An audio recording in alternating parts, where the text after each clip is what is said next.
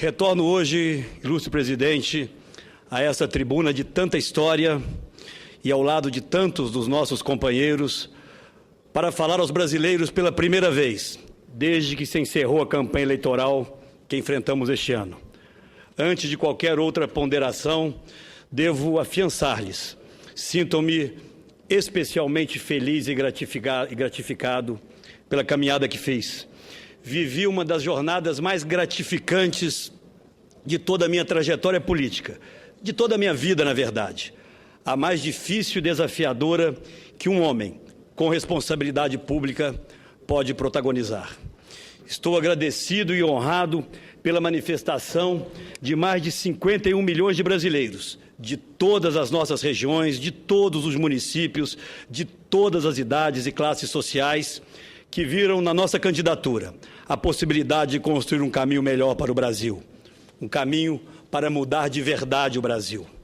É com esse sentimento e consciente das minhas graves responsabilidades que retorno a esta casa e venho a esta tribuna. E retorno com convicções ainda mais sólidas.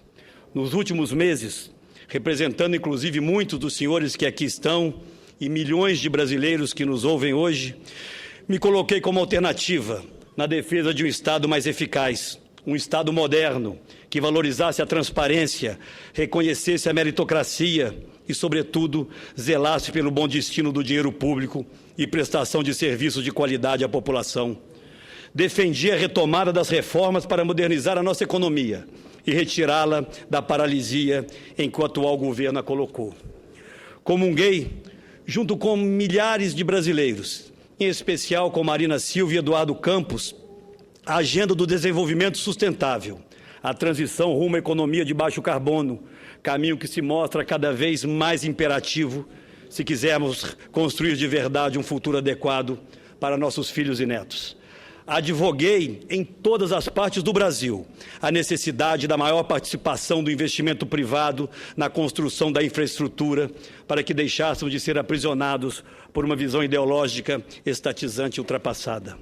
Defendi a manutenção e avanço nos nossos programas sociais para que pudessem servir melhor à população e sair definitivamente da perversa exploração eleitoral a que foram mais uma vez submetidos. E propus a reaproximação do Brasil com o resto do mundo, a qual demos as costas nos últimos anos ao priorizar as parcerias com governos ideologicamente alinhados. Também, senhoras e senhores, me posicionei na firme defesa de valores que foram aviltados dia após dia, na busca da recuperação da ética atropelada pelo vale-tudo político, na preservação do interesse público, tão vilipendiado por interesses privados e partidários, e no combate sem tréguas à corrupção que atingem níveis como nunca antes se viu nesse país. Ao atual estado de coisas, mais de 50 milhões de brasileiros, senhores senadores, disseram não. E disseram não porque buscavam e sonhavam, como continuam buscando e sonhando, com um país melhor, um país verdadeiramente justo, mais honesto, mais equilibrado e um governo que seja mais eficiente e haja com maior decência. Porque acreditam que o rigor da lei deve atingir a todos. Esses milhões de cidadãos que marcharam conosco também compartilham da nossa visão de que o atual modelo político encontra-se esgotado, degradado pelos atos daqueles que nos governam há mais de uma década. Assim como nós, também perceberam que convivemos hoje com um modelo econômico estagnado, desequilibrado, cada vez mais isolado do mundo, com um Estado pesado e pouco produtivo. Aos apoios, e tantos foram eles que recebemos, foram se somando muitos outros, e pouco a pouco, nossa candidatura, essa é a verdade, senador Cristóvão Buarque, Vossa Excelência é testemunha disso, deixou de ser apenas a de um partido político, de uma coligação partidária, para se transformar em um movimento como poucas vezes se viu na história brasileira. Perdemos as eleições por uma pequena diferença, mas algo de novo, algo de novíssimo aconteceu no Brasil. A chama da renovação se acendeu e continua mais forte do que nunca, ultrapassando o tradicional marco do processo eleitoral. Sinto nas ruas, nas conversas, e tenho certeza que os senhores da mesma forma percebem isso, nas redes sociais, que o ânimo da população por uma verdadeira mudança, por um novo rumo, não esmoreceu. Tenho a dizer a todos e a cada um de vocês, nosso projeto para o Brasil continua mais vivo do que nunca. Senhoras e senhores, parlamentares que lotam este plenário, travamos nessas eleições uma disputa desigual, uma disputa em que os detentores do poder usaram despudoradamente o aparato estatal para se perpetuarem por mais 4 anos no comando do país. Essa é a verdade. Adotou-se um vale-tudo nunca antes visto na nossa história. Nossos adversários cumpriram o aviso dado ao país de que nas eleições se pode fazer o diabo. E fizeram. Mostraram que não enxergam limites na luta para se manter no poder. A má-fé com que travaram a disputa chegou às raias do impensável, do absurdo, e agrediu a consciência democrática do país. Primeiro atingiram Eduardo Campos, depois Marina Silva, e por último fui eu, o seu alvo preferencial. Mais grave ainda, espalharam o medo entre pessoas humildes, manipularam o sentimento de milhares de famílias, negando-lhes o livre exercício da cidadania. Essa intimidação e essa violência só tem paralelos em regimes que demonstram muito pouco apreço pela democracia. Nesse vale-tudo eleitoral, legitimaram a calúnia e a infâmia como instrumentos da luta política. Usaram a mentira para tentar assassinar reputações. Acrescentou-se ao cenário do uso vergonhoso da máquina pública, simbolizada emblematicamente pela atuação da empresa de Correios e Telégrafos, essa grande empresa brasileira. E aqui peço licença para saudar os seus funcionários e agradecer as inúmeras manifestações de solidariedade que deles recebemos na luta contra esse crônico aparelhamento da empresa. Neste caso, viu-se o inimaginável, que resume um pouco de tudo o que aconteceu.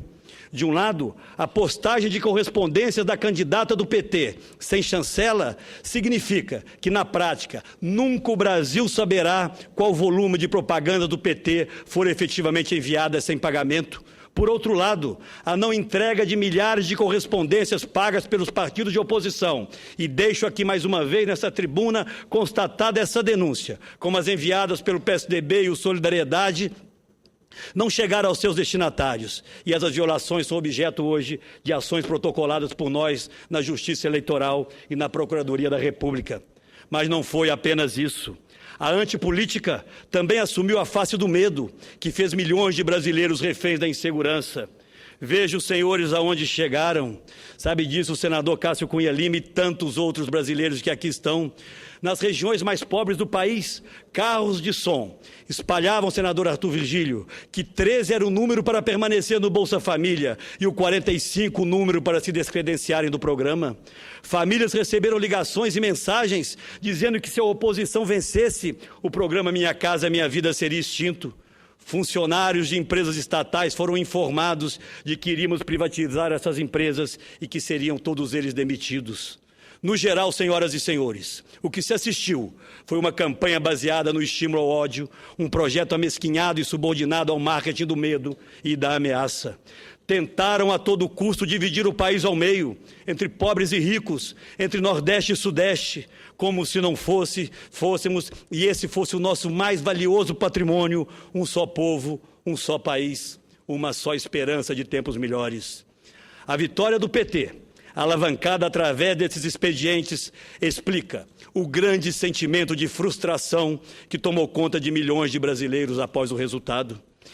Mesmo enfrentando tudo isso, e essa para mim é a questão mais relevante, o sentimento de mudança que moveu a candidatura das oposições, que tive a honra de liderar, alcançou um resultado magnífico. Reconhecemos o resultado das eleições, sou um democrata, e aqui não se trata mais de contar votos, de fazer comparações ou medir desempenhos apenas do ponto de vista eleitoral. Mais importante que tudo isso é saudar o novo Brasil que surgiu das urnas. E é esse o fato mais marcante, extraordinário e maravilhoso dessas eleições, que a história haverá de registrar. Nós assistimos, senhoras e senhores, o despertar de um novo país. Um país sem medo, um país crítico, um país mobilizado, um país com voz e convicções, um país que não aceita mais o discurso e a propaganda, que tenta sempre justificar o injustificável, que tenta esconder a realidade. O Brasil que saiu das urnas é um novo Brasil, onde os brasileiros descobriram que podem, eles próprios, serem protagonistas do seu destino. Por todas as regiões, milhares de pessoas ocuparam as ruas de forma espontânea. Não apenas para apoiar um nome, mas para defender uma causa. Os brasileiros, senhor presidente, senhoras e senhores senadores, perderam o constrangimento de dizer aquilo que não concordam, que não aceitam, que não pactuam, e eles não pactuam mais com a corrupção, com o desmando e com tanta ineficiência. Os brasileiros ocuparam as ruas para mostrar que sabem o que está acontecendo com o Brasil e que não vão permanecer mais em silêncio. Nessa campanha eleitoral, senhoras e senhores, milhões de brasileiros, aí a história registrará isso de forma muito clara, tomaram posse, senador Jarbas, do seu próprio país. Os exemplos estão por todos os cantos, estão nos idosos, e quantos foram aqueles com que me encontrei ao longo dessa caminhada de 80, de mais de 90 anos de idade, senador Espiridião, que me diziam que faziam questão de ir às urnas para ajudar a fazer a mudança. Nas crianças que me enviaram desenhos, mensagens por toda a parte do país, querendo participar desse processo, que significa, na verdade, a construção do seu próprio futuro. Esse país se fez ver nos debates que tomaram conta das escolas e das universidades de todo o país, nos jovens que ocuparam de forma pacífica e alegre as ruas de todo o Brasil, nas correntes de oração que uniram milhões de brasileiros. E eu me emociono ao lembrar de muitas delas, das freiras clarissas, que ouvi os nossos debates de joelhos, senador Caiado, bem-vindo a esta casa, acreditando num Brasil melhor para todos os brasileiros. Ao final, senhoras e senhores, acredito sinceramente que esta campanha permitiu o reencontro dos brasileiros com o país que ainda sonhamos ter e sonhamos ser. E eu me sinto particularmente honrado em ter podido ser parte desse movimento. E com a mesma firmeza com que falei aos brasileiros e os convoquei a darem voz à sua indignação e à sua esperança, saúdo neste momento, mais uma vez, a todos os brasileiros de todas as regiões do Brasil, especialmente das regiões mais pobres, e de forma especialíssima ao Nordeste brasileiro. Mas saúdo, especialmente nesse instante, àqueles que corajosamente marcharam ao nosso lado, mobilizados por um único desejo, uma única vontade, um único sonho em comum, o sonho da mudança. A mudança que representa um novo projeto de país no lugar de um novo projeto de poder. E quero expressar aqui o meu mais irrestrito respeito àqueles que democraticamente fizeram outra opção. Mas também devo deixar minha palavra de agradecimento, e vários deles aqui hoje se fazem presentes, aos companheiros do PSDB, aos companheiros do Democratas, aos companheiros do Solidariedade, deputado Paulinho, do PTB e de tantos outros partidos que fizeram conosco essa caminhada. Mas quero agradecer também de forma especial aos companheiros do PSB de Eduardo Campos, através do senador Valadares, aos companheiros do PPS, aos companheiros do PV, do PSC, do pastor Everaldo aqui presentes, e homens públicos cuja travessia na vida pública faz com que valha a pena caminhar ao lado deles. Quero agradecer a homens públicos que não precisam de filiação partidária para dizerem o que pensam e tomarem as atitudes que acham mais adequadas aos interesses da sua gente. Me permitam, dentre tantos, homenagear e agradecer o seu apoio, senador Jarbas Vasconcelos, o seu apoio, senador Pedro Simon, o seu apoio, senador Ricardo Ferraz, o seu apoio, senador Pedro Taques, o seu apoio, senador Cristóvão Buarque, do PP da minha queridíssima amiga Ana Amélia. Quero aqui de forma muito especial agradecer o privilégio da sua companhia nessa caminhada, do senador Dornelles e de tantos quantos, em partidos que não estão hoje no âmbito da oposição, fizeram fazer prevalecer a sua consciência e a sua responsabilidade para com o país. Através deles eu homenageio milhares de lideranças políticas espalhadas por todos os municípios brasileiros que disseram sim à mudança. A essas forças políticas somaram-se forças da sociedade, sindicatos de trabalhadores, entidades de classe, associações comunitárias, profissionais liberais, médicos, advogados, servidores públicos indignados com o que vem acontecer em suas empresas. Mas nada Nada foi mais forte do que a volta dos jovens às ruas para, de forma pacífica, como aqui disse, dizer um sonoro basta a tudo isso que aí está. Portanto, meus amigos e minhas amigas, subi já várias vezes a essa tribuna, por inúmeras vezes na tribuna da nossa casa irmã, a Câmara dos Deputados, mas em nenhum momento com essa carga de responsabilidade. E quero aqui, do alto dessa responsabilidade, reafirmar para que os anais dessa casa registrem para a história que, de todas, a mentira foi a principal arma dos nossos adversários. Mentiram sobre o passado para desviar a atenção do presente. Mentiram para esconder o que iriam fazer tão logo passassem as eleições. Fomos acusados, senhoras e senhores, de propostas que jamais fizemos. Assistimos a reiteradas tentativas de reescrever a história, sempre nos reservando o papel de vilões que jamais fomos e não somos. No entanto, não demorou muito para que a máscara começasse a cair. O Brasil, escondido pelo governo na campanha eleitoral, está se revelando a cada dia. Alertei durante todo o processo sobre os riscos da inflação e, perante toda a nação, a presidente insistiu em negar o problema evidente da alta de preços e da carestia. O desenrolar dos fatos mostrou quem tinha razão. Apenas 3 dias, senhoras e senhores, após as eleições, o Banco Central elevou os juros já escorchantes da nossa economia e não sei se irá parar por aí. Para a presidente, em sua campanha, elevar os juros era retirar a comida do prato dos mais pobres. Pois bem, se isso era verdade, foi o que ela fez, logo que venceu as eleições, prejudicando os brasileiros mais carentes. E sabia que iria fazer isso.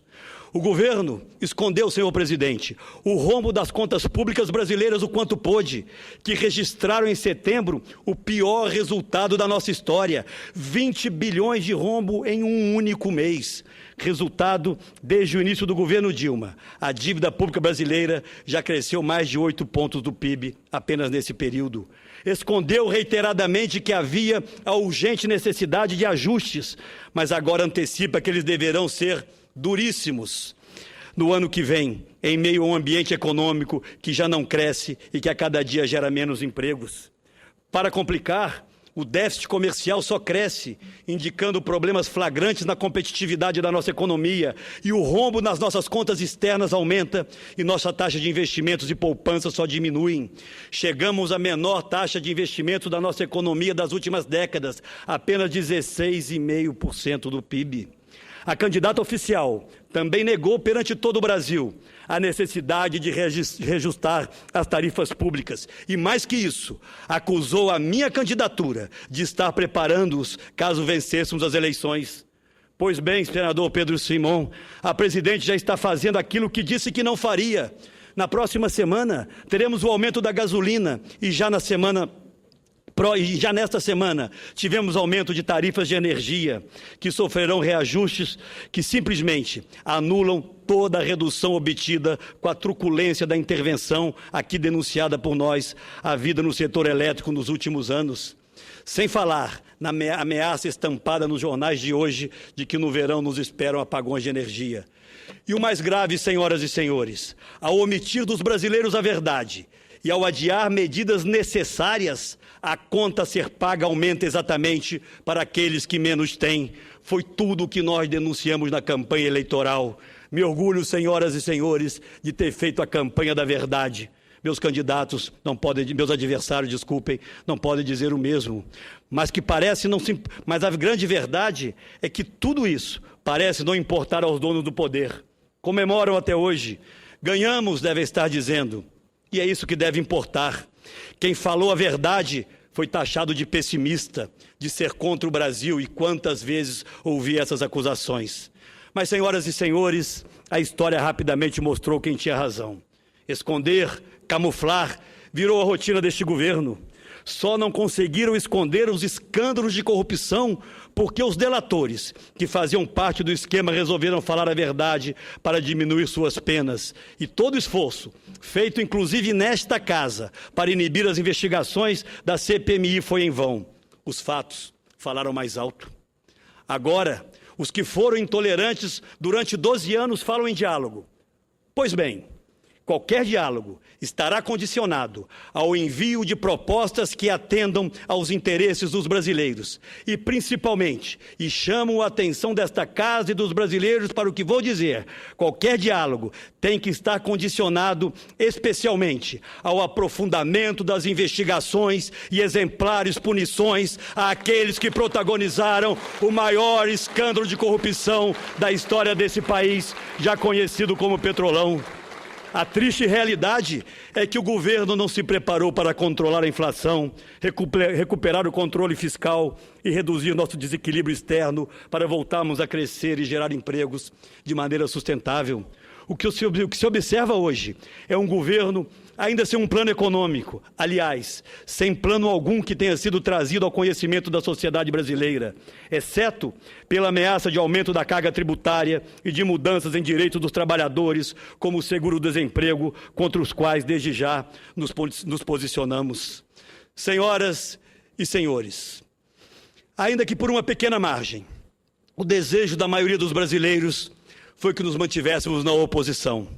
E é isso que faremos, com ânimo redobrado. E é isso que faremos, conectados com o sentimento de metade do país, que temos hoje a responsabilidade de representar.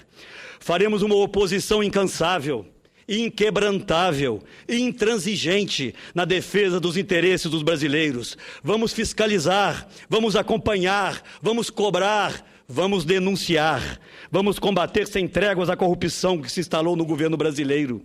E mesmo sendo minorias no Congresso, vamos lutar para que o país possa avançar nas reformas e nas conquistas que precisamos alcançar. E a nossa prioridade, senhoras e senhores, deverá continuar a ser a mesma que teríamos se fôssemos governo. Sempre os mais pobres, sempre a diminuição das desigualdades que ainda nos afrontam, que ainda nos envergonham. É hora, senhoras e senhores, de olharmos para frente, de cuidar do presente, para prover o futuro que o Brasil e os brasileiros merecem ter. 3 compromissos fundamentais vão orientar a nossa luta. O compromisso com a liberdade, com a transparência e com a democracia. A defesa intransigente das liberdades, em especial a liberdade de imprensa. Segundo, a exigência da transparência em todas as áreas da administração pública. Terceiro, a defesa da autonomia e fortalecimento dos poderes como base de uma sociedade democrática. E aqui antecipo que o decreto dos Conselhos Populares, enviados ao Congresso Nacional sem qualquer discussão prévia, deverá ter aqui no Senado o mesmo fim que teve na Câmara dos Deputados, ou seja, o arquivo. Defendo, como sempre defendi, a ampliação das consultas populares e da participação popular na definição das políticas públicas nesse país. Mas isso tem que ser feito em diálogo permanente com os representantes do povo brasileiro e eles estão aqui no Congresso Nacional. Senhoras e senhores, neste cenário de tão grandes dificuldades esperadas, vamos estar mais firmes do que nunca e vamos cumprir todos os dias o nosso dever. Precisamos, senhoras e senhores, estarmos atentos aos nossos adversários, que poucos dias depois das eleições divulgam um documento oficial ao país, que mostra a sua verdadeira face, a da intolerância, a da supressão das liberdades, a dos ataques às instituições. Mais que isso, nossos adversários, de novo, não se constrangem em propor um projeto que se pretende hegemônico, o oposto daquilo que a democracia pressupõe, liberdade de escolha, alternância de poder. Não satisfeitos em atacar as instituições, em atentar contra a democracia, tentaram carimbar nesse documento a nossa candidatura com características que, na verdade, retratam a própria ação petista. Dizem no documento que a minha candidatura representou o machismo, o racismo, o preconceito, o ódio, a intolerância, a nostalgia da ditadura militar. Não, senhoras e senhores. Esses atributos que jogam sobre mim, na verdade, eles jogam sobre 51 milhões de homens e mulheres. Eles é que são verdadeiramente atacados pelo PT nesse instante, em um documento oficial. Ora, a grande verdade é que a nossa campanha respeitou os limites da ética, falou a verdade, defendeu a democracia em todos os instantes e, por isso, conectou-se com toda a sociedade brasileira. Nós não somos isso que querem fazer crer. Nós somos, na verdade, brasileiros de várias matrizes ideológicas que de alguma forma, se juntaram, se encontrarem no mesmo campo político, no mesmo projeto, porque esse era o projeto melhor para o país.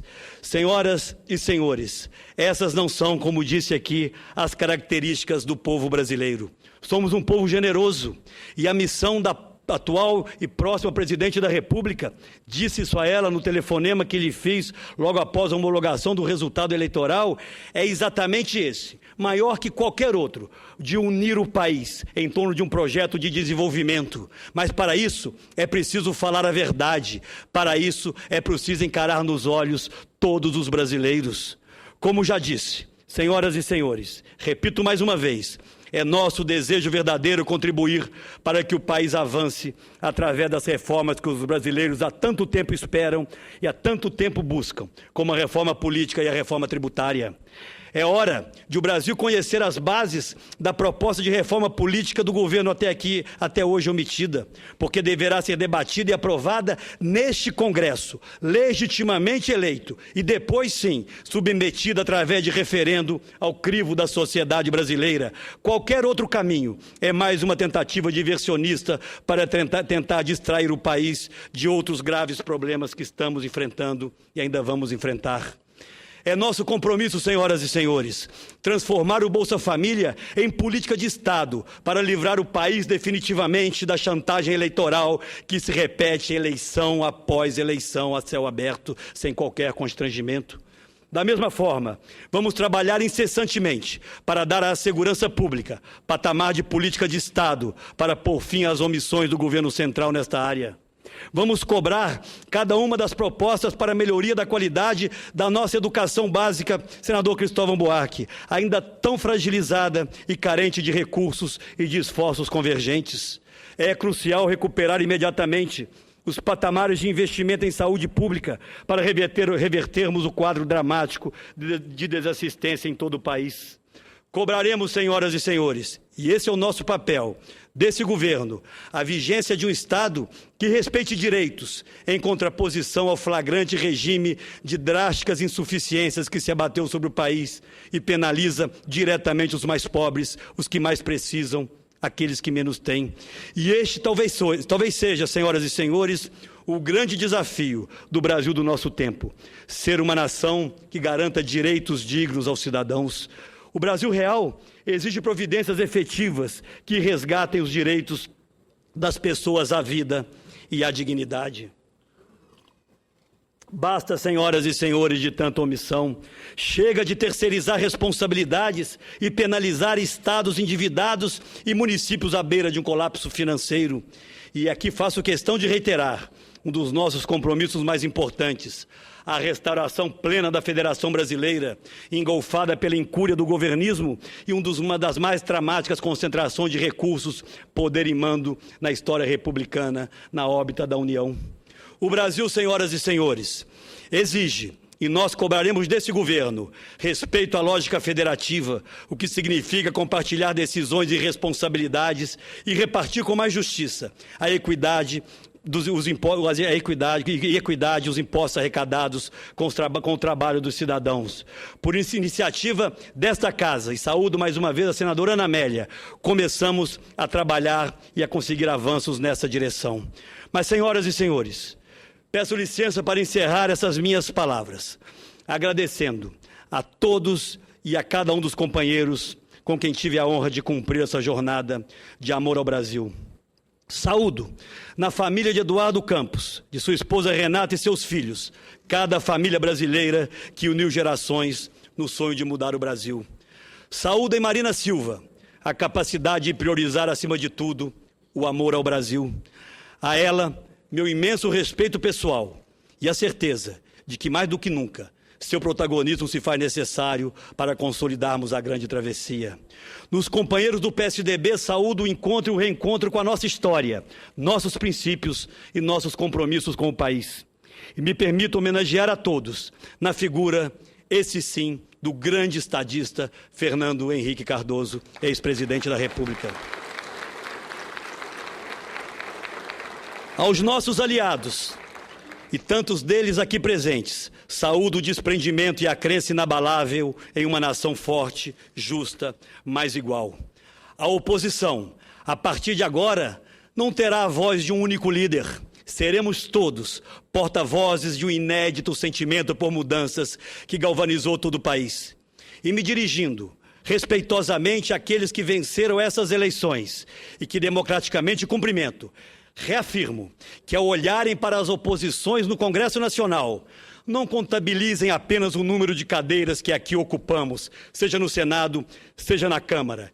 Enxerguem, através de cada gesto, de cada voto, de cada manifestação de cada um dos nossos, a voz estridente de mais de 51 milhões de brasileiros que não aceitam mais ver o Brasil capturado por um partido e por um projeto de poder. É a esses brasileiros que quero garantir ao final, de forma muito clara: nossa travessia não terminou. Nós não vamos nos dispersar. A cada brasileiro e a cada brasileira que foi às ruas, que vestiu as cores da nossa bandeira, que enfrentou as calúnias e constrangimentos de um exército pago nas redes sociais, que com alegria e esperança defendeu a mudança, a ética e a união dos brasileiros. A cada um de vocês, digo, em nome dos nossos companheiros de oposição, agora e a cada dia dos próximos anos, estaremos presentes. Vamos em frente, juntos sempre, por um Brasil melhor do Brasil atual.